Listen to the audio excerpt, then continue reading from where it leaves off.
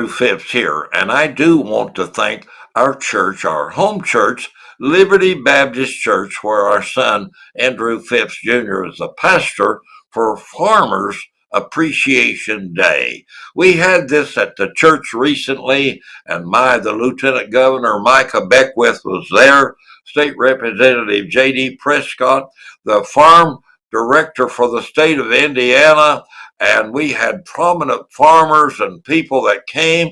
It was wonderful. A great lunch, good fellowship, good dialogue, a good question and answer session, and I think people thoroughly enjoyed it, and it was a means of our reaching out to the community. And we at Liberty Baptist Church like to do that. We like to be involved with our school system. We have a donut and type of bag that we give to the kids occasionally, or we have prayer with them and so on. So we want to be an integral part of the community.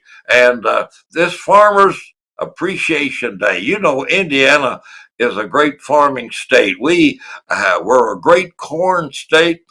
I think we used to be first in popcorn, and we have a wonderful, it's billions of dollars that we have in farm commodities. And as you know, and I know, the farmer feeds the world. And the farmer today has, they can do so much and get so much accomplished, and we still need them. We love and appreciate our farmers, and we hope that this annual event at Liberty Baptist Church in Muncie, Indiana, will be something that we continue to look forward to having, and we will keep you updated next year as we get closer and closer to those events. District, and obviously this is the backbone of our area, because out here our family farms over in Randolph County as well, farms now right around 4,000 acres. We just finished up a couple of weeks ago. We were talking through things, so well, we got to make sure we get this after harvest, Pastor. So that's why the timing works out, trying to do it right here before Thanksgiving. So this works out great.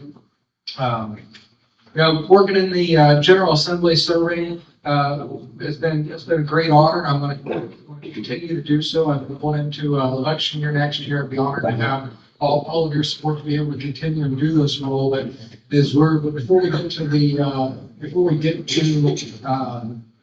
the election cycle, we've got our short session coming up.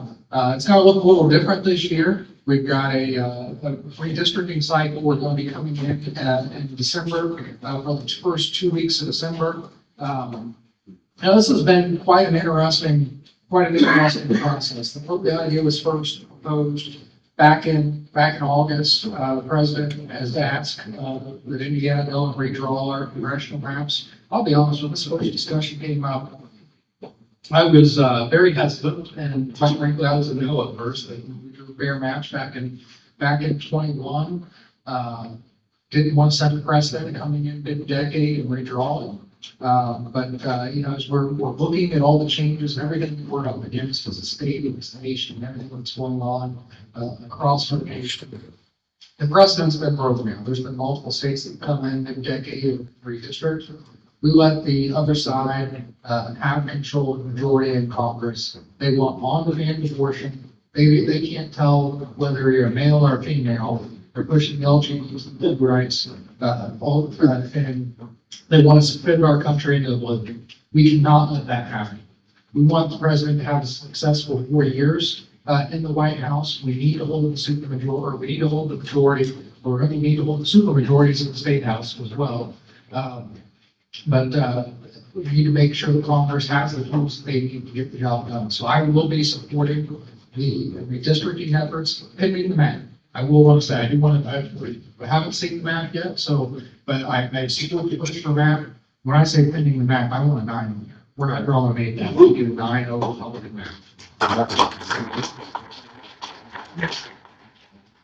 Other than the redistricting, so based on this 2 weeks session, where it's actually not a special session. We want to make sure we're not costing the taxpayers any extra money to do this. So we're taking two weeks off the back end of our calendar. We'll move them up. Next week, we start our organization day at the State House, which starts the 2026 session. So the 2 weeks that we're in session in December are technically part of the 2026 legislative session. We're not costing taxpayers any extra money.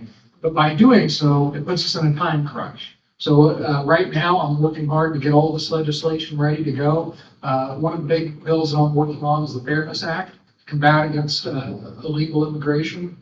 As you all know, during the Biden administration, with the flow of illegal immigrants across our southern border, it turned every state into a border state. So I've been working with Attorney General Todd Rokita, other allies. Senator Banks is also supportive of this measure. We actually had Tom Homan come in from DC to support the effort to make sure that we as a state are doing what we can to support the federal efforts to get these illegal immigrants out of our state, out of our nation, and also make sure that we are not funding, incentivizing any efforts and having any type of sanctuary cities in Indiana. We've already got anti-sanctuary city laws on the books. We're strengthening that. The Attorney General is working hard to enforce those. We just want to make sure that he has the tools available. Then on the enforcement side, this will be a new tool for the state to be able to make sure that businesses that are hiring illegal immigrants are held accountable via their licensing status. Make sure that they are would hit them with starting with a warning, then going to the suspension of business license up to a revocation of business license if they're caught knowingly and intentionally hiring illegal aliens. So that's some of the legislation that I'm working on going into the 2026 legislative session.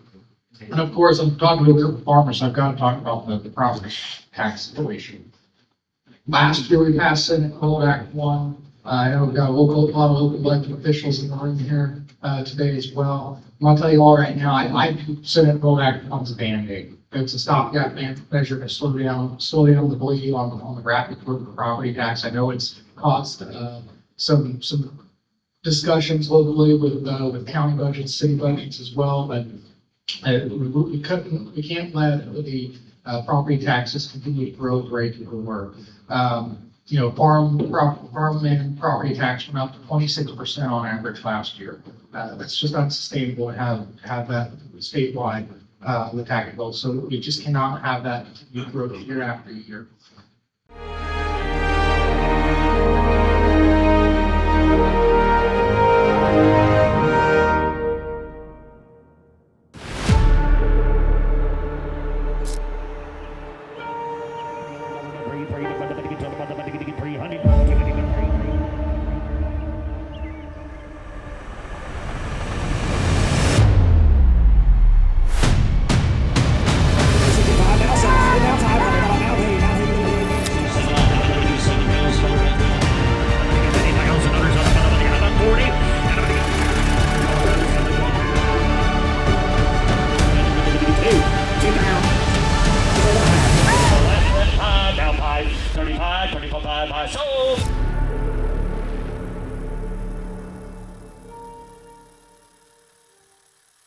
In his new book, It's Always a Struggle, But, my dear friend Andrew Phipps delivers his life story straight from the heart, with a fascinating journey of faith, hope, and inspiration, even during the hard times.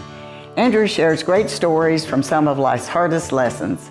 Adding his own personal homespun humor and God-given wisdom, he encourages us to live life with a servant's heart. It's a great read that will have you inspired and give you an understanding of Andrew's journey as he shares personal stories of his family, his Christian faith, his great love of country, and how the transforming power of God changed the course of his life. It's often said that life gives the test first and the lesson later. Andrew makes an honest effort to help us by sharing his life experiences with humbleness, sincere candor, and his faith in God. We all have been there, those days when life is a struggle. I hope you will enjoy Andrew Phipps' new book, It's Always a Struggle, But. I highly recommend it. To place your order for It's Always a Struggle, But, simply visit Andrew's website at Phipps-Faith-Family-Freedom.org. Order your copy today.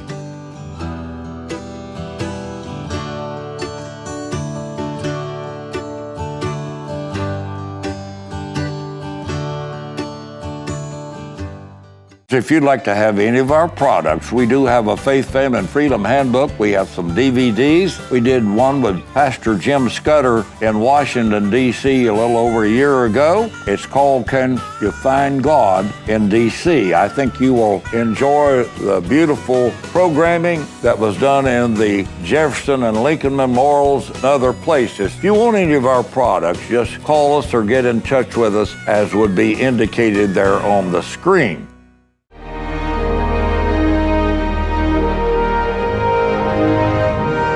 A lot of time and money doing that, don't you? And I don't have to vote on something, which there's always pressure. This redistricting thing, I'm glad I don't have to be in that fight. But my position really is, I'm going to say it's the best position I could ever dream of having. If I'm not going to be on the farm, I've been a farmer most of my life. If I'm not going to be on the farm, this is the only thing I can think of that I would want to do. And so I farmed in Lebanon, Boone County. I graduated from Purdue in 1989, and I talked about that partly because I'll be 59. I'm 58. I'll be 59, so I'm going to start changing what I say about this. But the average age of a farmer in Indiana is 58. So far I've been pretty much an average farmer. Then I'll get to be above average, so I'll be an above average farmer. And soon.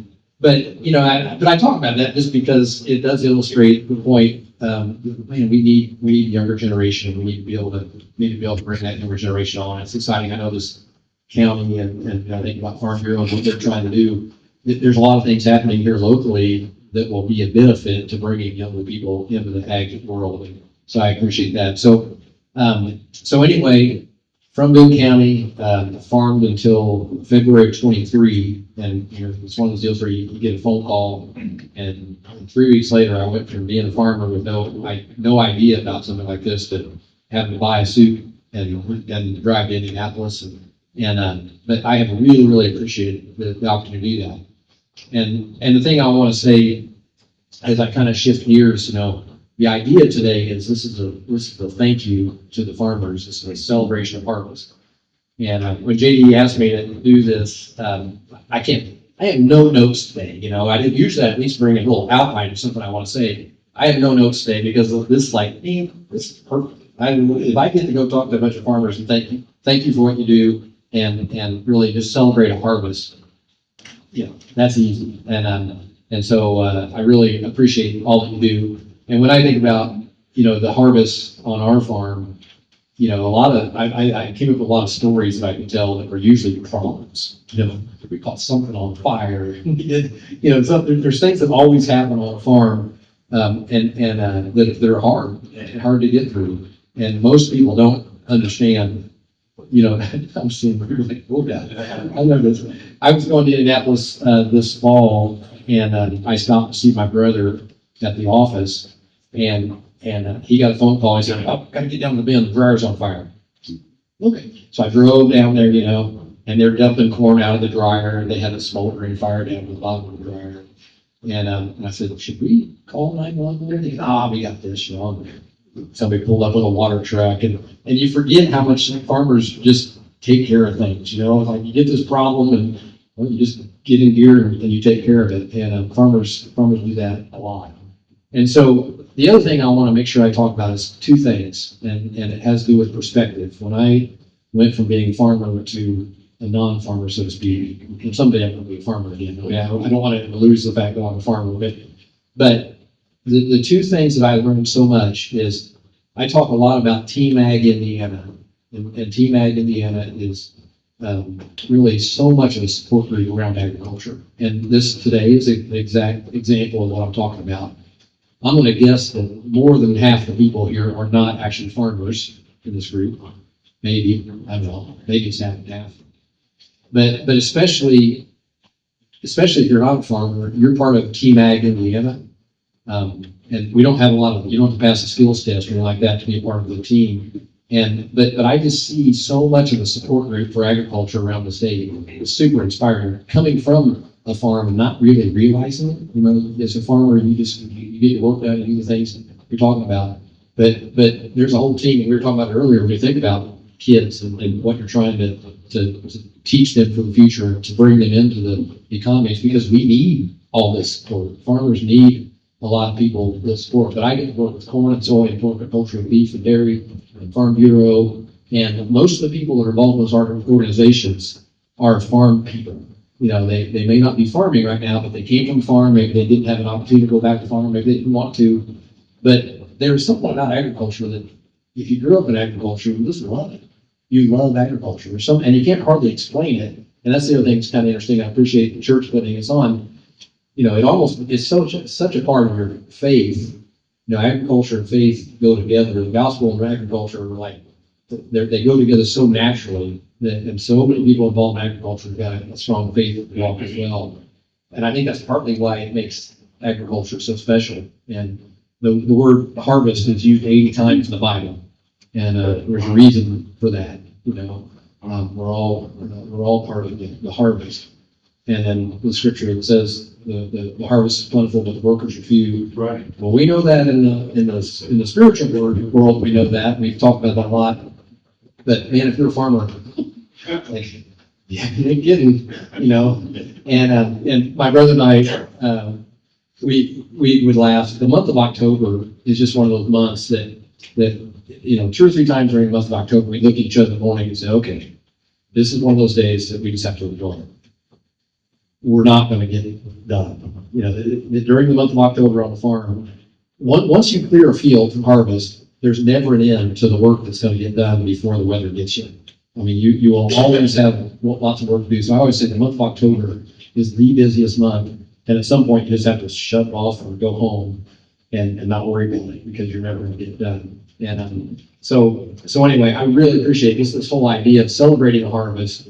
And, you know, if we made it through, this community made it through the harvest without major injuries or anything really bad happening, that's a blessing because there's just so many opportunities for things to go wrong in a harvest and the workers are few.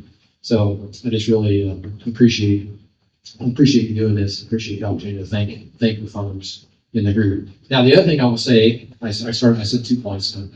The first one was there's this Team Ag Indiana thing. But the other part of it is now that I'm not a farmer and I think about what farmers go through, my perspective has changed enough. Like when you're a farmer, you don't want to brag about yourself. Look at all we do. But if you're not a farmer, I get so much more appreciation for my brother. You know, I abandoned him, left and went. And the things that he has to think about every day, and the things that most farmers have to think about, you know, from marketing to equipment maintenance to agronomy to, you name it, there's so many things to think about. And there's so much liability. There's issues that come up here and there. And, you know, when I leave, I drive right by the farm. I'm 3/4 miles north of the farm. So I drive by on the way down, I drive back. And the things that I see accomplished when I come back in one day, really, I wish the government world could do that, you know, because there is a lot that gets done on a farm in one day. I mean, I'll call it on the way home and I'm like, wow, we did a lot. And I don't know what I did. I've done a lot. So anyway, those are my 2 perspective things I throw out on a thank you day. A, if you're not a farmer and you're here, whether you're part of the church or whether you're part of the community that supports agriculture, thank you. And we don't recognize that enough as farmers. And if you're a farmer, you're awesome.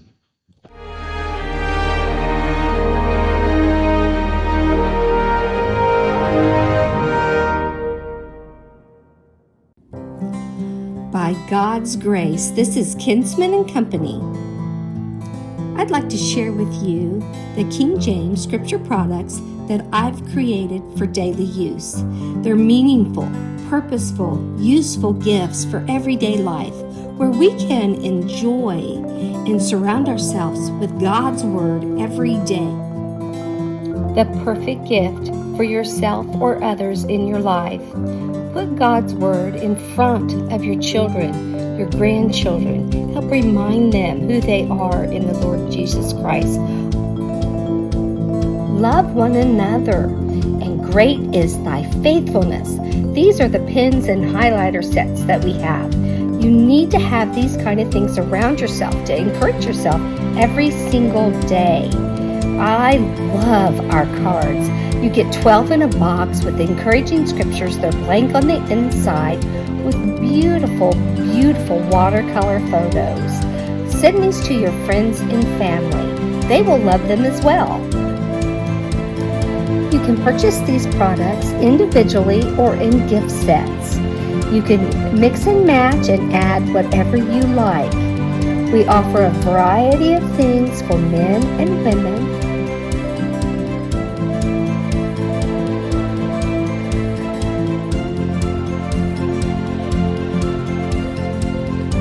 You can find our products at kinsmanandcompany.shop.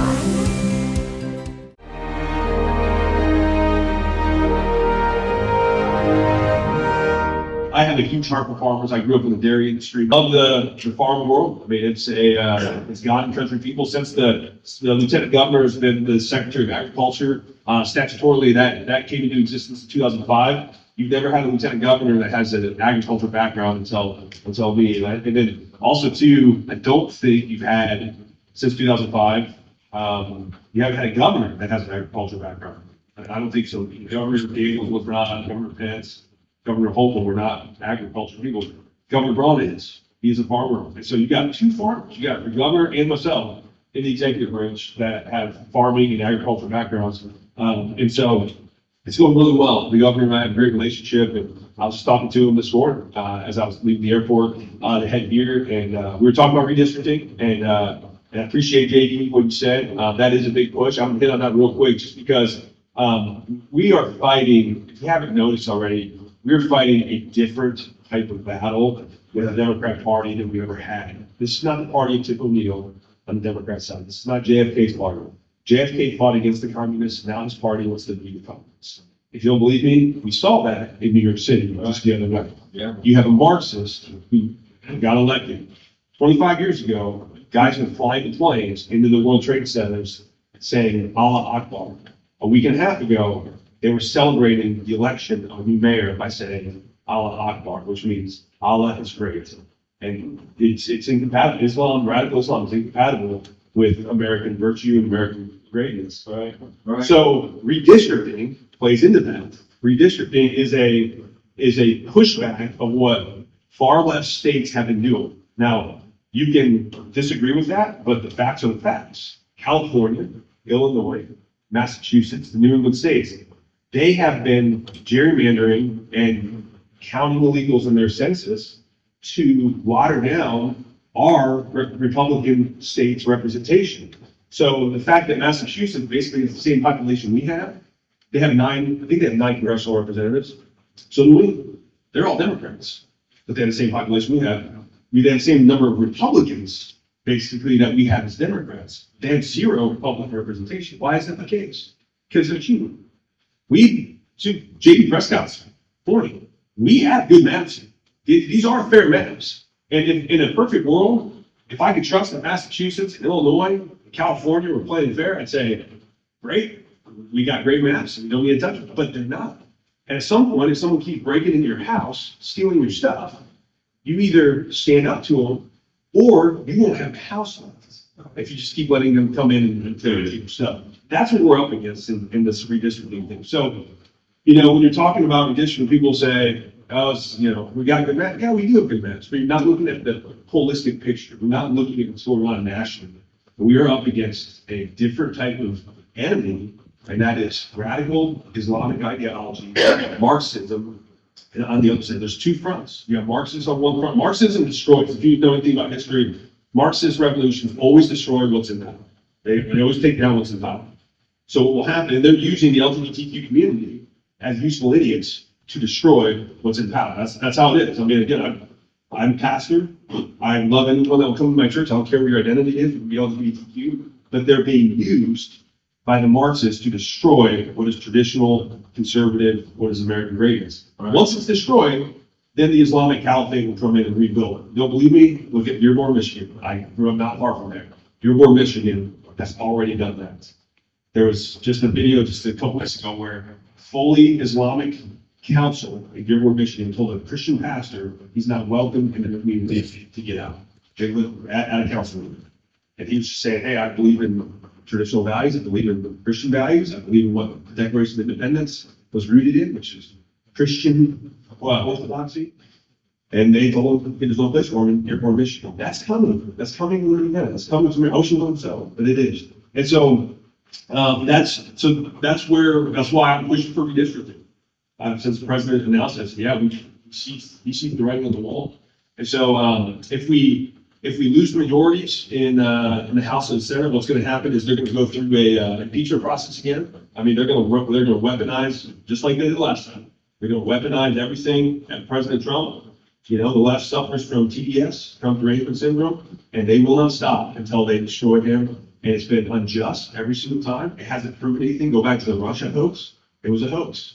Nothing came of it. January 6th stuff. Remember, you see what happened with the BBC the other day? Yeah. You see how they warped and they lied about their broadcast. They spliced two parts of President Trump's speech on January 6th, 2021, an hour apart.